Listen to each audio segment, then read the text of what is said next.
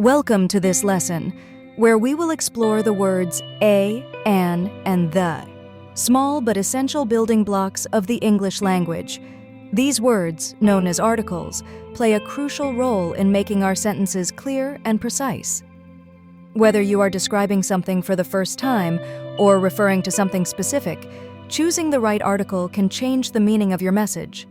Understanding how and when to use a, an, and the will help you communicate more effectively. In this lesson, we will break down their usage step by step, making it easy to grasp their importance in everyday conversation and writing. When we want to talk about one non-specific thing in English, we use the words a and an. The word a is used before words that begin with a consonant sound, such as a dog or a book. On the other hand, an is used before words that start with a vowel sound, like an apple or an umbrella. For example, you might say, "I saw a cat," or "she has an orange." Remember, it's the sound that matters, not just the first letter.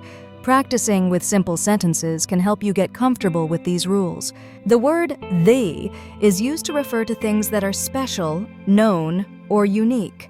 For example, we say the sun because there is only one sun in our sky, making it unique. If someone says, "I saw a dog," the dog was brown, the second mention uses the because the dog is now known to both the speaker and listener. We also use the for things that are understood in context, such as the bathroom in a house, since it is clear which bathroom is meant.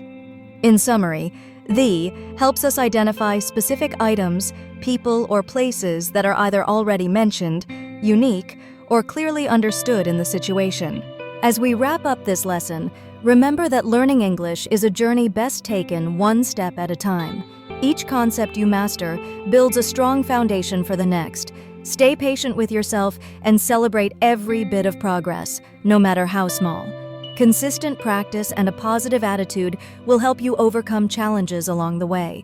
Keep moving forward and trust that your efforts will lead to success. You have the tools and support you need to continue growing your skills.